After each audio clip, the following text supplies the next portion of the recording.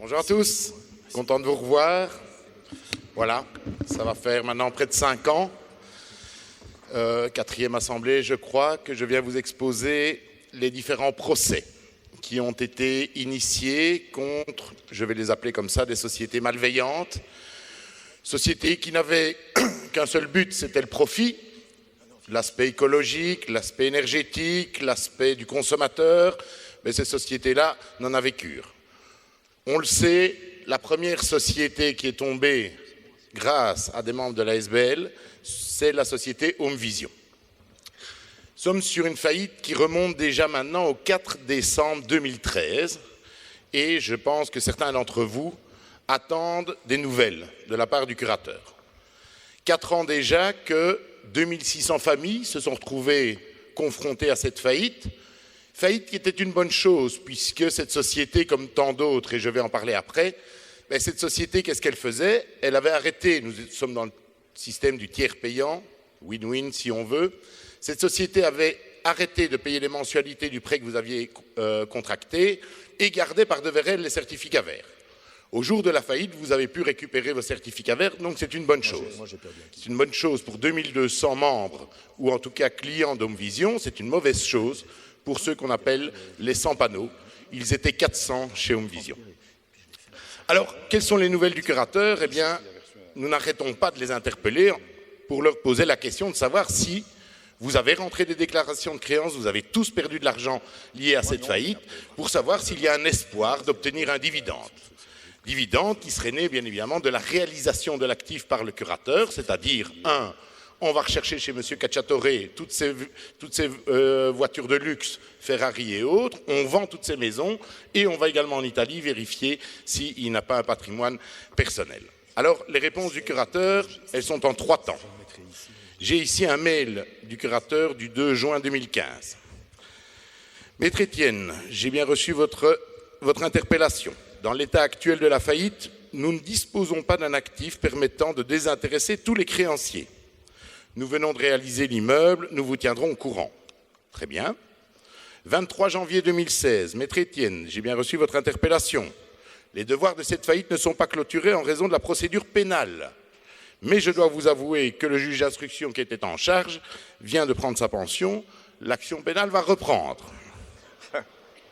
OK. Dernier mail, 8 septembre 2016. L'action civile est en cours contre M. Cacciatore. Il s'en défend. Il ne payera pas 1 franc. Il est devenu insolvable. C'est la première bonne nouvelle. L'action pénale n'est toujours pas clôturée, mais c'est toujours le même juge d'instruction.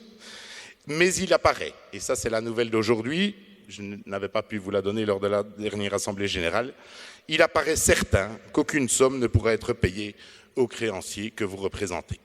Donc, c'est terminé, il ne faut plus avoir d'espoir à l'égard d'Home Vision dans le cadre de la faillite. Vous avez tous déposé des déclarations de créances avec l'espoir que... Alors, qu'est-ce qu'il nous reste? Il nous reste l'action pénale, c'est-à-dire que dans 6 mois, 8 mois à peu près, M. Cacciatore va comparaître devant le tribunal correctionnel et qu'à cette occasion, je vous représenterai, vous irez, vous constituer partie civile contre lui pour vous assurer que demain, dans 1 an ou dans 10 ans, ce monsieur qui vous a escroqué n'ait plus jamais les moyens de faire du tort à des tiers. Et vous pourrez alors faire valoir votre déclaration de créance. Voilà la situation de la société Home Vision, ce n'est pas brillant. J'aurai d'autres meilleures nouvelles à vous donner au cours de mon exposé. La deuxième société qui est tombée en faillite, c'est la société Solarenco. Et là, pas de nouvelles des curateurs. On a beau les interpeller, là, ils ne prennent même pas la peine de nous répondre. C'est une faillite qui a été prononcée en février 2014. C'est une plus petite faillite et là, il faut être tout à fait honnête. Je ne voudrais pas, et je vous l'ai dit chaque année, être poursuivi pour diffamation ou calomnie. Les curateurs, au départ, n'ont trouvé aucun manquement dans le chef des gérants, à part que c'était des mauvais administrateurs et qu'ils n'avaient pas pu gérer convenablement leur société. Nous avons la 3e société qui est maintenant en liquidation, qui est la société Ecosolis, vous en avez entendu parler. Ça, c'est ceux qui vous avez pris, c'est toujours le système du tiers payant, 40 CV de rétribution de service en disant on va gérer vos CV, donc on va vous demander 40 CV en contrepartie. Et puis il y a eu l'arrêté du gouvernement, et ils se sont dit, tiens, je n'irai pas, est-ce qu'il n'y a pas moyen d'aller chercher chez le consommateur un peu plus d'argent? Et ils avaient fait des apports au départ pour garantir le taux zéro, la rentabilité, vous savez, qui était importante, mais avec un investissement zéro. Et ils sont venus chercher chez tous les consommateurs tous les apports de 110, 120 CV qu'ils avaient fait au début du contrat. Et ils ont été déboutés tant par le tribunal de première instance que par la cour d'appel. Donc ça, c'est gagné, c'est de côté. Quatrième société, et là, je ne la rentre pas dans la catégorie des trois premières qui viennent d'être citées, c'est la société Almatera. Je pense que beaucoup d'entre vous ont eu quelques difficultés avec cette société. Je l'ai évoquée l'année dernière et je me suis fait insulter par son gérant, qui est M. Hannet, pour ne pas le citer, que j'ai rencontré à différentes reprises. Cette société, elle survit. Aujourd'hui, cette société a rempli tous ses engagements à l'égard de ses membres et de ses clients. Cette société a des difficultés importantes de liquidité. Elle n'a plus les moyens, elle n'avait plus les moyens d'assumer le paiement des mensualités auxquelles elle s'était engagée.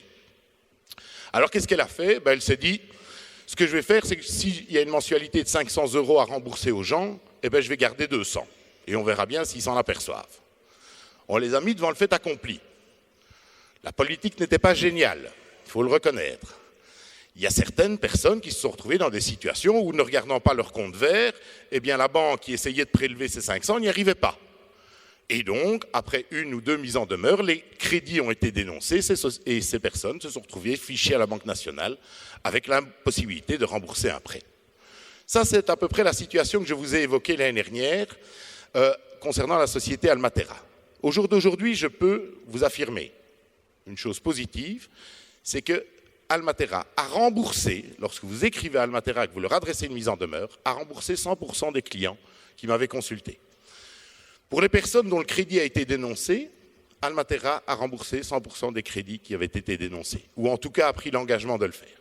Et donc, je veux bien dire du mal, mais j'aime bien encore dire du bien quand la situation s'améliore. Je ne dis pas que cette société survivra, c'est tout ce que j'espère pour elle, qu'elle y arrivera. La conjoncture n'est pas facile, mais je pense que cette société fait les efforts pour y arriver. Soyez attentifs, veillez quand même à ce qu'on ne vous prélève pas 100 ou 150 € par mois. Vous avez maintenant la société Energy4You qui vient de tomber en réorganisation judiciaire, pardon. Ça, je veillerai à l'audience du 6 avril à ce que cette société tombe en faillite pour une simple et bonne raison. C'est que cette société, dans son plan de réorganisation, en disant, oui, on a touché beaucoup d'argent, on a vendu beaucoup de panneaux, maintenant on ne sait plus assumer nos responsabilités. Dans le cadre d'une réorganisation judiciaire, on a considéré que les consommateurs, les clients d'Energy4You devaient bien évidemment passer après la TVA, l'ONSS, les fournisseurs. Et donc, si vous rentrez une déclaration de créance d'une perte que vous avez chez Energy4You, par exemple, de 10 000 €, il vous propose sur 20 ans un remboursement de 873 €. Vous doutez bien que cette situation, tout en gardant bien évidemment les certificats verts à leur profit. Situation qui est tout à fait inacceptable et nous serons à l'audience le 6 avril. Je vais terminer par une société que j'avais évoquée l'année dernière également, qui est la société MC Group, anciennement MC Solar. Alors ça, c'était une première l'année dernière, c'est une société qui est venue et qui a dit aux gens, vous avez pris connaissance de l'arrêté du gouvernement qui réduit le facteur K à 15 ans à 10 ans, or vous avez signé un contrat. Et dans le contrat, il est prévu que vous nous cédiez pendant 15 ans les certificats verts. Aujourd'hui, je peux vous affirmer que vous n'y arriverez pas, et donc je vais déjà vous demander les 50 certificats verts maintenant. Ah oui, c'est comique. Mais quand vous êtes chez Bobonne ou chez Madame, l'année dernière, j'avais parlé des habits de mon épouse, elle a fait des efforts depuis lors, qui coûtaient cher, mais vous recevez ça, et on vient vous dire, c'est quoi ça, pourquoi est-ce qu'on nous réclame 12 000 €? Eh bien, vous devez dire, oui, ils n'ont pas tort. Oui, on ne saura pas leur donner les certificats verts pendant 5 ans, sauf à ce que Winston Churchill Mason arrive à nous gagner ce procès devant le Conseil d'État. On a bon espoir, on est tous certains qu'il va y arriver avec Maître Kettels, mais en attendant, aujourd'hui, cet arrêté est là et la société a réclamé les 50 certificats verts. Alors, procès. On va devant le tribunal, et qu'est-ce qu'on dit au tribunal? On dit rien n'est sûr. Le recours au Conseil d'État est pendant, et la compensation que vous voulez opérer aujourd'hui ne peut pas s'appliquer. Résultat, tribunal de commerce nous donne raison, cour d'appel nous donne raison. Donc, aujourd'hui, dans la logique, le contrat devait se continuer normalement. MC Group devait continuer à verser les mensualités et percevoir les certificats verts. Je ne vais pas rentrer dans une argutie juridique qui est de dire attention, la décision de la Cour est totalement différente. Elle a dit puisque MC Group a commis une erreur, je vais résoudre le contrat à leur tort. C'est-à-dire qu'on revient au système zéro. Je dois rembourser les mensualités, mais je récupère la totalité de mes certificats verts. La solution est bancale, je vous le concède, mais en tout cas, on sait qu'MC Group, aujourd'hui, a perdu sur le principe de dire qu'il ne peut pas y avoir de compensation, puisque, pour deux raisons. Un, l'arrêté a fait l'objet d'un recours devant le Conseil d'État, et deux, il y a cette question des exceptions. Vous en aviez entendu parler, on parle beaucoup de ces 7%, je ne sais pas pourquoi on en parle, mais moi, dans ma matière, c'est important, parce que si, au terme des 10 ans, en admettant que cet arrêté ne soit pas réformé, si au terme des 10 ans, vous n'avez pas atteint une rentabilité de 7%, vous pouvez demander, rentrer un dossier, Maître Kettels vous en parlera, vous permettant d'accéder aux 15 ans. Ça, c'est important. Deuxième élément et deuxième exception de cet arrêté, qui est de dire, si vous vous êtes engagé vis-à-vis d'une société à céder vos certificats verts pendant 15 ans, eh bien, rentrez un dossier. Et là aussi, vous pourrez éventuellement bénéficier de vos certificats verts pendant 15 ans. Donc, il y a tout un pan de l'Assemblée qui se dit, mais je suis peut-être dans cette situation-là. Et d'où l'importance de rentrer le dossier. Mais Maître Kettels vous parlera des difficultés de rentrer le dossier, puisqu'on ne sait pas à qui on doit le rentrer. Mais ça, c'est un problème politique que l'on connaît bien. Alors, je vais terminer en vous parlant du procès contre les banques. Ça concerne essentiellement les 100 panneaux. Pas de solution. On est là, on a payé 30 000, on a payé pour 30 panneaux, la société tombe en faillite, j'ai payé les 30 000 et je ne recevrai jamais les panneaux, les curateurs nous l'ont dit. Ça grève le budget du ménage, je n'avais peut-être pas les moyens parce qu'on m'a prêté de l'argent alors qu'on m'a à peine demandé ma carte d'identité, parce que ce sont habituellement les délégués des sociétés qui étaient en lien avec les intermédiaires de crédit ou avec les banques. Donc, je prends l'exemple de ce monsieur, mais je l'évoque souvent, c'est dramatique, mais ce monsieur qui avait 900 € de revenus, on lui a prêté de l'argent, il est au chômage, on lui a prêté pour 60 panneaux, et puis après la société fait faillite, et puis la banque dit, vous y êtes engagé, donc hop, on vend votre maison. Et on a vendu la maison de ce monsieur-là. Alors on a pris la décision, on en a parlé avec la SBL, d'assigner les banques pour leur dire, vous avez commis une faute. Vous ne pouviez pas verser l'argent, vous ne pouviez pas prêter l'argent, tant que les panneaux n'étaient pas sur le toit. C'est l'article 19 de la loi sur le crédit à la consommation qui dit, eh bien, une banque commet une faute si elle prête de l'argent tant qu'elle n'a pas la facture ou l'attestation de livraison du bien qui est financé. Ça paraît évident. Dans tous nos exemples, les 400 panneaux, il est évident que la banque a prêté, il est évident que les panneaux ne sont pas là. Donc on ne peut que gagner. Eh bien non, ce n'est pas comme ça que ça a fonctionné. Nous sommes devant toutes les justices de paix du royaume. Alors, soyons honnêtes, on a gagné un dossier sur deux, en fonction de la sensibilité du juge de paix. Si le juge de paix dit, oui, c'est une triste situation, l'article 19 s'applique, allez, j'annule le contrat de crédit, ou alors j'autorise le consommateur à suspendre les mensualités jusqu'au moment où on lui placera ses panneaux, c'est que ça n'arrivera jamais, eh bien vous aviez gagné. Et ça, c'est grâce au Logne, Enguerrand, Serein. Donc, il y a une dizaine de juges de paix qui nous ont donné raison. Il y a 10 autres juges de paix qui ont dit, vous avez tort. Pourquoi ? Parce que les banques sont plus malignes que vous. Pour que l'article 19 ne trouve pas à s'appliquer, il faut que la banque ait mis l'argent sur le compte du consommateur et que ce soit lui qui ait payé. Et c'est le cas. Que faisait en fait la banque ? Vous receviez une facture et vous avez tous reçu, pour certains en tout cas, mais un grand nombre, la facture de l'installateur, Homevision, Solarenco. Vous alliez à la banque, on vous prêtait l'argent et vous étiez placé 6 semaines plus tard. Et donc, les juges de paix dirent « Ah, mais attention, dès le moment où c'est passé par votre compte, ce n'est plus un crédit lié et donc vous allez perdre. » C'est pas génial comme solution. Alors, on va en appel de toutes les décisions pour l'instant, que ce soit moi ou que ce soit la banque, tout le monde va en appel. Et il y a quelques juridictions d'appel dans le royaume, en tout cas en Wallonie, vous avez Mons, vous avez Liège, vous avez Charleroi. Et aujourd'hui, une seule juridiction d'appel s'est prononcée, c'est le tribunal de première instance de Liège.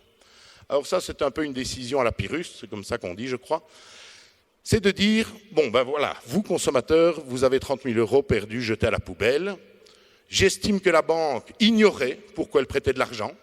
Ça, il faut quand même m'expliquer comment une banque peut prêter 30 000 € sans savoir pourquoi. C'est énorme. Moi, je demande 5 000, on me les refuse. Et là, c'est 30 000, on ne sait pas pourquoi. Pourquoi? Mais le tribunal de dire, passons. Là-dessus, je veux bien croire la banque AXA, parce qu'on parle d'AXA. 90% des procès, bien évidemment, sont dirigés contre AXA ou contre ICOR, puisque ces sociétés, surtout Solar, avaient les accès, ils faisaient eux-mêmes les intermédiaires de crédit, Homevision aussi. Eh bien, on dit c'est l'intermédiaire qui a commis la faute. Ici, c'est Europa Finance. Europa a reçu la facture Homevision.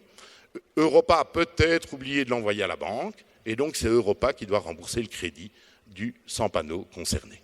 Donc, vous voyez, finalement, le sans panneau, il voit son crédit qui est remboursé. C'est une solution qui est bonne dans les faits. Mais sur le principe, ce n'est pas encore génial parce que je pense que la banque, manifestement, toutes les banques, que ce soit Belfius, ING, AXA ou Record, savent nécessairement ce pourquoi elles ont prêté 30 000 € et elles savent nécessairement que lorsqu'elles prêtent 30 000 € le jour où le contrat est signé pour des panneaux, je ne connais pas une société qui place des panneaux en 24 heures.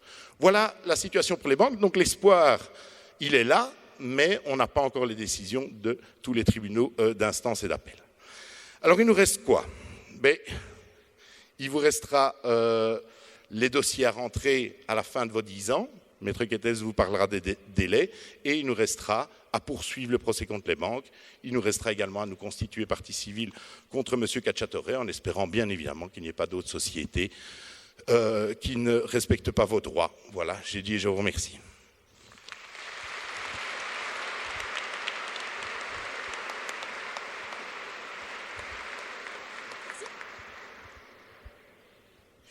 Bonjour à tous. À notre niveau, comme vous le savez, on mène les procédures plus collectives finalement. Et on a une étape qui s'est récemment produite dans le dossier de la rétroactivité, comme on l'appelle, puisque ce 14 mars, nous sommes allés plaider devant le Conseil d'État. Certains d'entre vous nous avaient d'ailleurs fait le plaisir d'être présents pour nous écouter. Alors, qu'est-ce que nous avons plaidé devant le Conseil d'État? Pas tout le dossier. Parce que les écrits de procédure que nous avions développés sont longs, plusieurs dizaines de pages, des recours d'une centaine de pages. Et au Conseil d'État, on ne peut pas tout plaider, on ne plaide pas pendant des heures. Mais nous avons voulu insister sur certains points qui nous paraissaient essentiels dans la gestion de ce dossier de la rétroactivité. Et finalement, le débat qu'on a pu entendre tout à l'heure me permet de réaliser à quel point les plaidoiries qui ont eu lieu devant le Conseil d'État sont vraiment dans le vif du sujet. Alors, le premier point sur lequel nous avons voulu insister, c'est celui-ci, c'est que le taux de rentabilité de 7%, qui est vraiment devenu l'argument de la région wallonne aujourd'hui dans le dossier de la rétroactivité, on dit mais ne vous inquiétez pas, les gens ont un taux de rentabilité de 7%, tout va bien. Ce taux n'a jamais été une condition du plan Solwat. Et nous ne voulons même pas, dans le cadre du procès de la rétroactivité, nous ne voulons pas discuter à ce stade-ci de la rentabilité de 7%, parce que ce qu'on vous a garanti, à ceux qui étaient dans ce plan, ce n'est pas une rentabilité de 7%, c'est un avantage déterminé par avance, à savoir les fameux certificats verts pour 15 années. Alors j'ai entendu tout à l'heure des représentants politiques dire « attention, ce n'est pas vraiment de la rétroactivité ce qu'on a fait » au niveau de la région wallonne, parce qu'on n'est pas venu chercher des certificats verts que vous aviez déjà touchés. C'est vrai, on n'est pas venu récupérer les certificats verts que vous aviez déjà perçus. Mais le souci n'est pas là. La rétroactivité, ce n'est pas seulement quand on vient chercher dans votre portefeuille ce qu'on vous a déjà versé. La rétroactivité, selon nous, c'est aussi quand on vous dit par avance, au moment où vous signez votre contrat, vous allez avoir X, que ce soit un nombre d'euros ou des euros répartis sur un certain nombre d'années. Quand on vous dit à ce moment-là, vous aurez autant, on ne peut pas venir les récupérer. Même si vous ne les avez pas encore perçus, vous avez droit à les obtenir. Et c'est vraiment dans ce sens-là qu'on a insisté auprès du Conseil d'État lors des plaidoiries.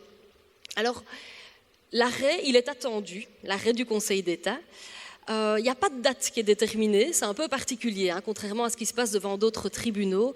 Donc on ne sait pas vous dire aujourd'hui dans quel délai on aura l'arrêt. Parfois on l'a dans les 2, 3, 4 semaines et parfois ça prend plusieurs mois parce que le dossier est complexe et en l'espèce nous estimons que le dossier est effectivement compliqué.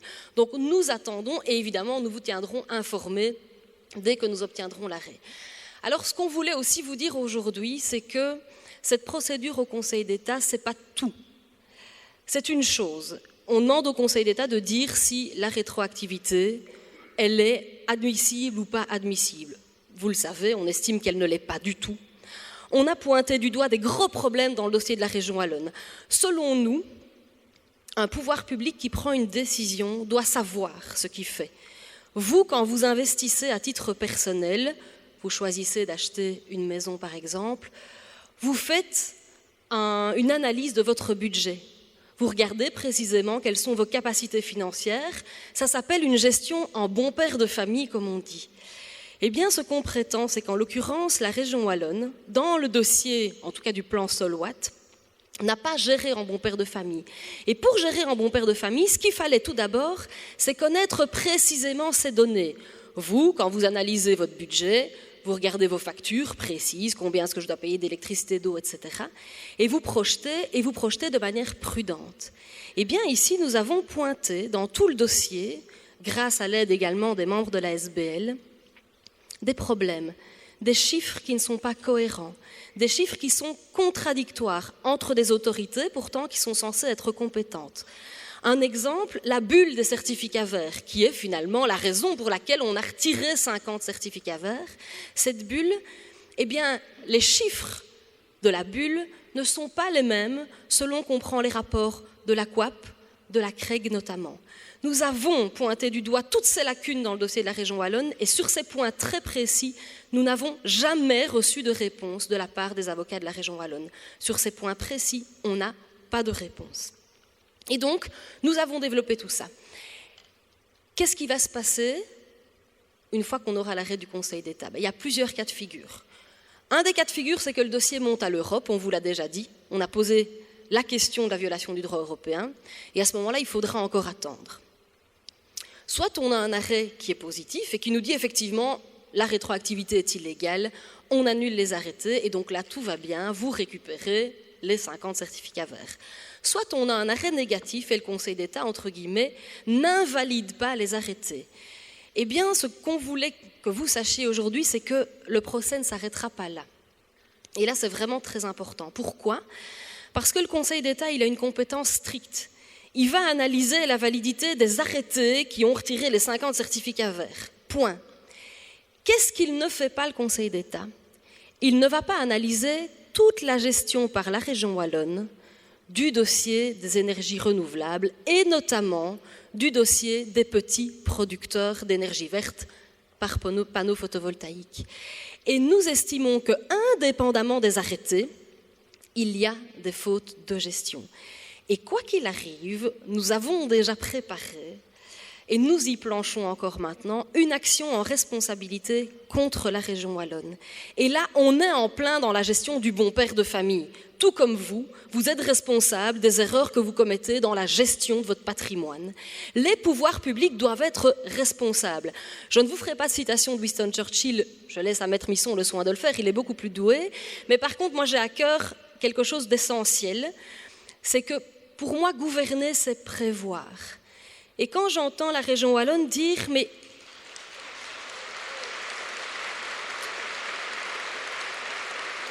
quand j'entends la région wallonne vous dire « on veut protéger les consommateurs parce qu'on ne veut pas que leur facture augmente », c'est super, c'est effectivement tout à fait légitime.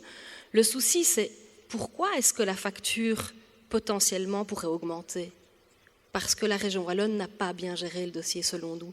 Et donc le problème, c'est qu'on essaye de vous opposer les uns aux autres, alors que ni le consommateur ni le prosumeur n'est responsable. Chacun n'a fait que suivre une législation qui lui a été ouverte par le pouvoir public.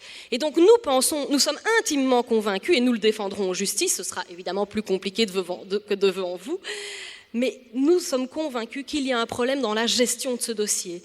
Et Damien Ernst, qui a une vision très globale de la problématique, qui dit « mais attention, ce qu'on veut, c'est une politique cohérente ». Effectivement, le souci, c'est qu'il n'y a pas eu jusqu'ici de politique cohérente.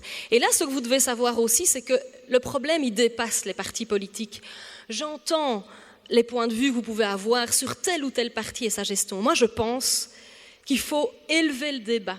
Et devant les tribunaux, on ne va pas faire le procès d'un parti ou de l'autre. On va faire le procès de la région wallonne. Faire le procès de la région wallonne, c'est bien plus positif et important que de faire le procès d'un parti politique. Pourquoi ?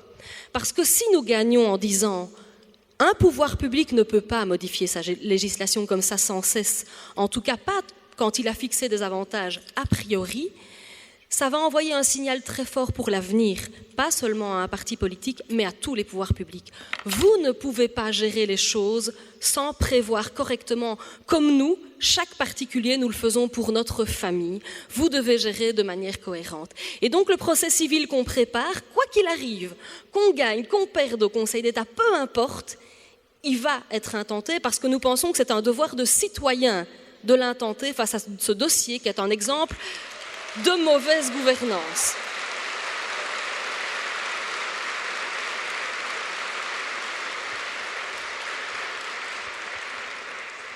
Alors ça prendra encore du temps évidemment, et entre-temps, on dit un avocat c'est quelqu'un qu'il faut voir avant pour éviter les ennuis après, on doit quand même vous dire attention, si les arrêtés ne sont pas annulés par le Conseil d'État, il y aura des procès civils, mais en attendant, il va falloir respecter ces arrêtés.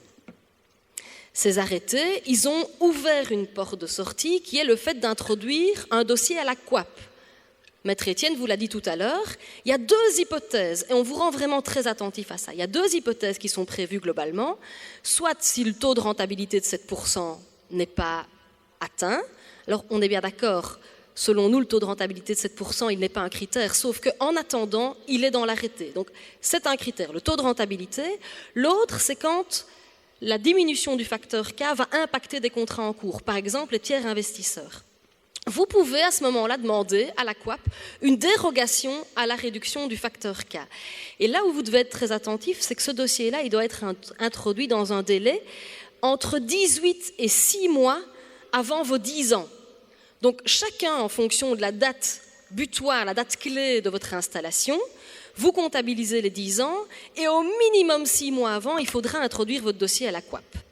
Alors le souci, Maître Étienne l'a dit aussi tout à l'heure, c'est qu'aujourd'hui, la région wallonne aurait dû, avec un groupe d'experts, et je passe les détails, fixer toutes les conditions dans lesquelles ce dossier doit être introduit. Mais aujourd'hui, ce travail n'a pas encore été fait. Et donc, vous avez l'obligation d'introduire un dossier dans un délai déterminé, mais vous ne savez pas comment l'introduire. Et comme on n'a pas d'informations, notamment sur la manière de calculer le taux de rentabilité, j'ai envie de vous dire que si les autorités wallonnes ne sont pas capables de vous dire comment on calcule ce taux de rentabilité, vous ne pouvez pas le savoir.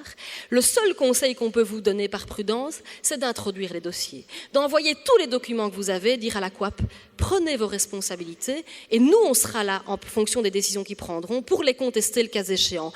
Mais vous ne vous mettez surtout pas en défaut et introduisez ces dossiers-là dans le délai en envoyant tous les documents que vous avez pour informer sur la situation de votre installation. C'est vraiment important parce que en fonction de l'évolution des procès, il faudra de toute façon respecter cette obligation, sauf si, rapidement, on avait un arrêt du Conseil d'État qui venait dire que les arrêtés étaient annulés, mais ça, on ne peut pas encore prédire quand cet arrêt interviendra. Donc, s'il vous plaît, soyez attentifs à votre délai, entre les 18 et les 6 mois avant vos 10 ans, envoyez vos dossiers, tous les documents que vous avez concernant votre installation à la COAP.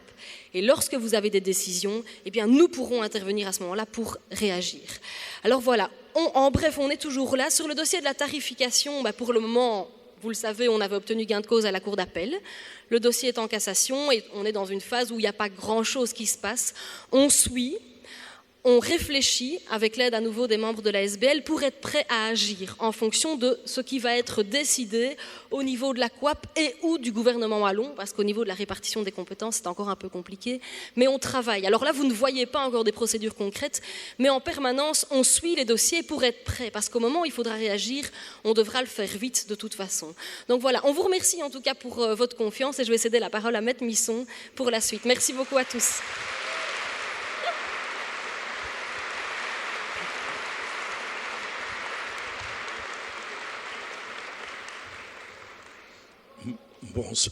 Bonsoir. J'ai fait un rêve. Je crois que quelqu'un a déjà dit ça en anglais, mais je ne m'en rappelle pas exactement. Et mon rêve, c'est quoi? C'est un rêve d'avocat. J'ai rêvé d'un jour aller plaider votre dossier devant la Cour de justice de l'Union européenne à Luxembourg. C'est bizarre. Pourquoi? Parce que ce mécanisme de la question préjudicielle, c'est quelque chose de miraculeux.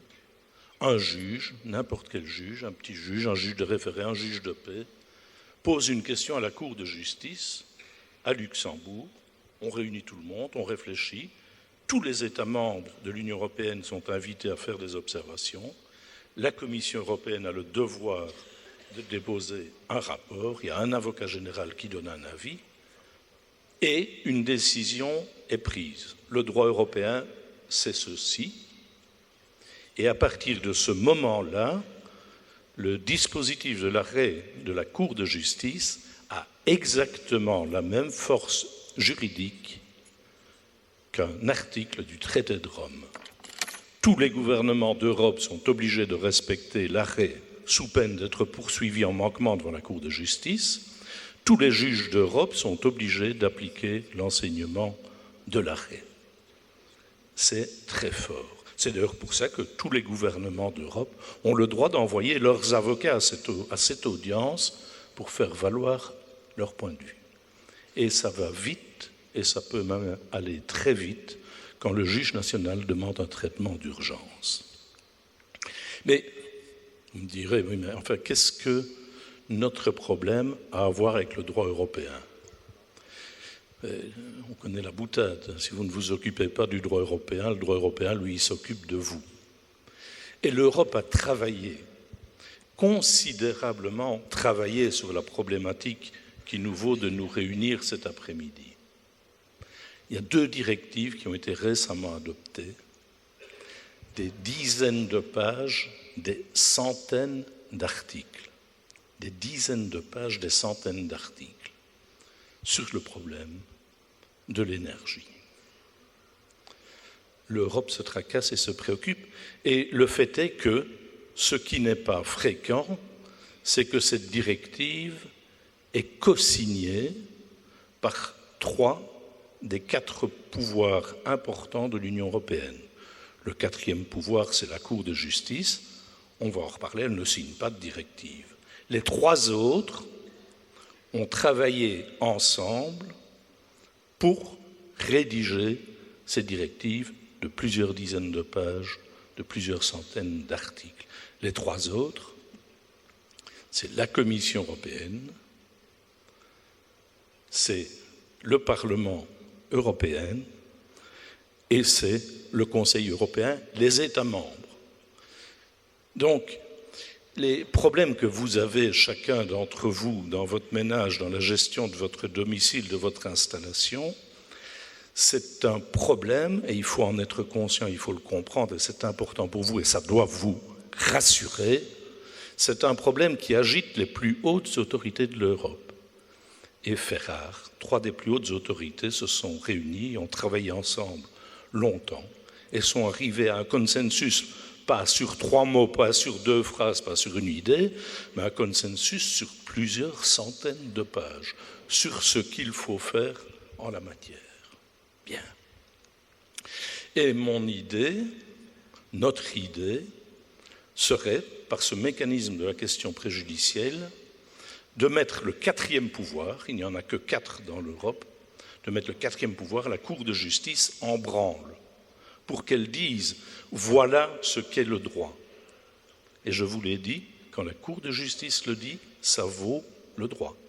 La libre circulation des étudiants dans l'Union européenne, et Dieu sait si c'est important, je suis certain qu'il y en a plusieurs ici dans la salle qui ont été étudiés dans d'autres pays de l'Union européenne, c'est parce qu'un juge liégeois a posé une question préjudicielle à la Cour de justice pour dire est-ce qu'il y a une libre circulation des étudiants dans l'Union européenne?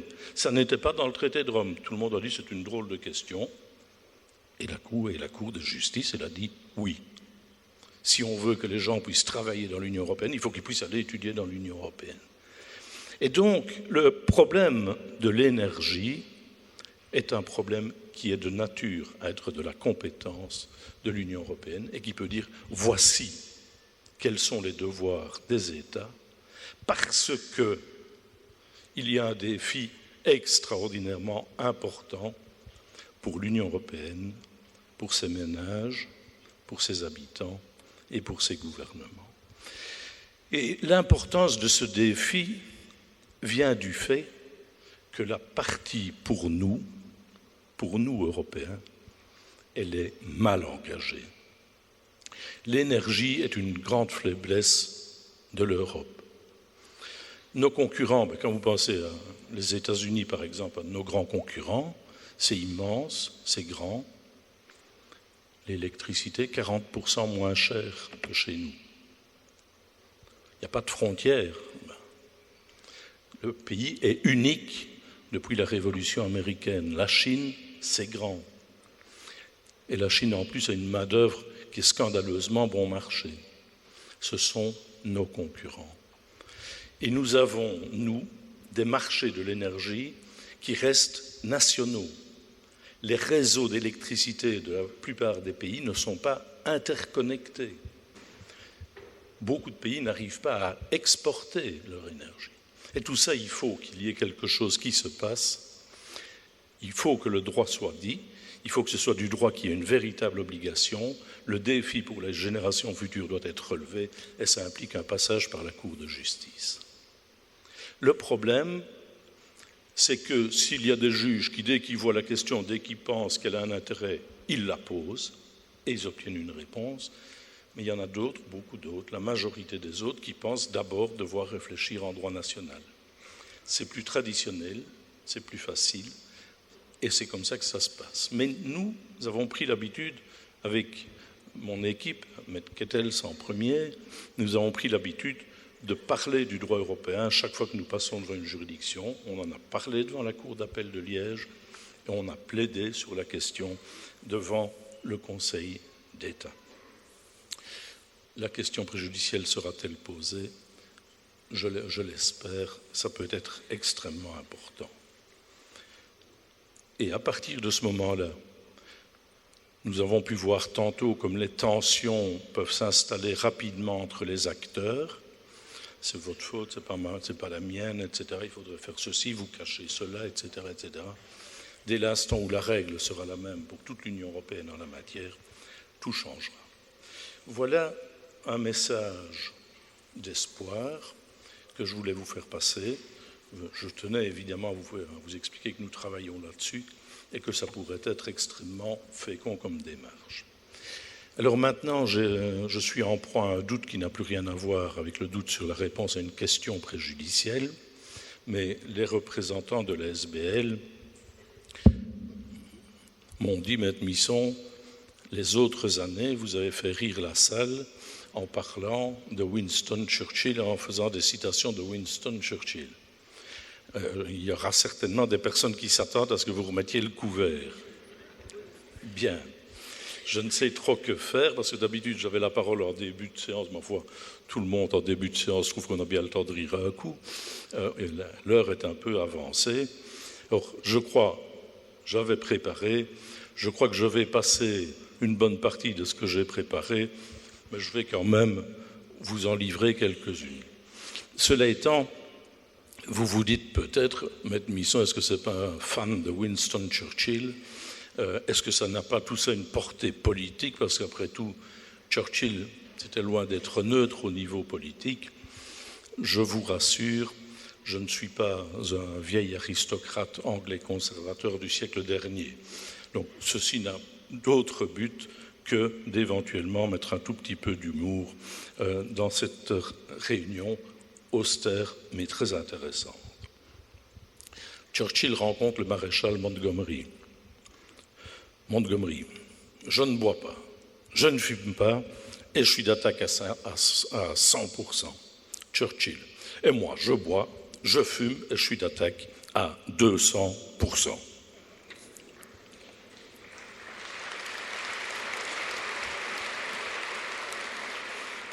Ajoutant à propos du cognac, ce n'est chez moi le cognac ni un besoin, ni une nécessité, mais il ne serait guère prudent de contrarier une habitude aussi profondément ancrée.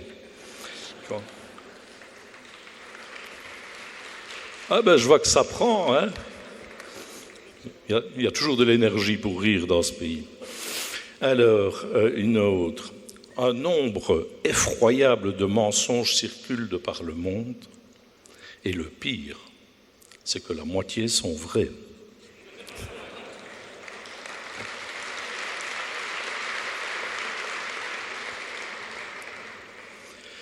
Lorsque je suis à l'étranger, je m'impose de ne jamais attaquer mon pays, de ne jamais critiquer le gouvernement de mon pays. Je me rattrape quand je rentre.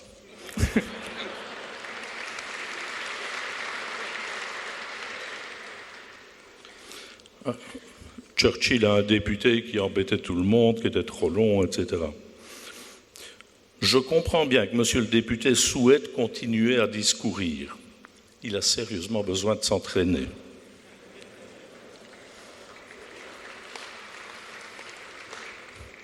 Une que j'aime beaucoup, un fanatique.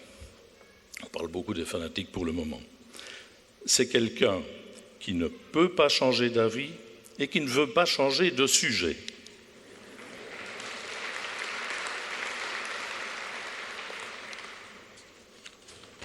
Je passe un peu pour ne pas vous retenir trop longtemps.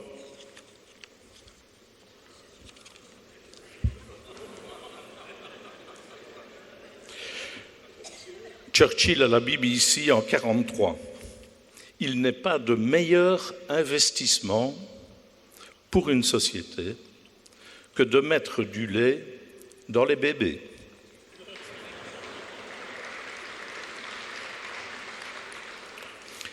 Churchill n'a pas attendu d'être vieux pour être impertinent. À l'âge de 13 ans, il est convoqué par le principal de Harrow pour s'être montré indiscipliné et paresseux.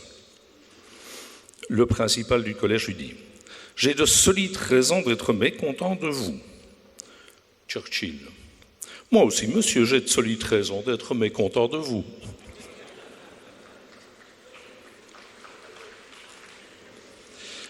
Lors de son 75e anniversaire en 1949, Churchill, qui est nécessairement en fin de vie, « Je me sens prêt, quant à moi, à affronter le Créateur.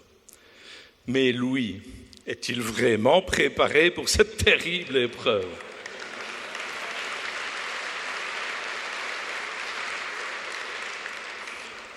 Pour ses 80 ans, Winston Churchill pose pour la photo traditionnelle. « J'espère, dit la jeune photographe, que je pourrai prendre un jour la photo de votre centenaire. » Churchill. « Et pourquoi pas, mademoiselle, vous m'avez l'air en pleine forme. »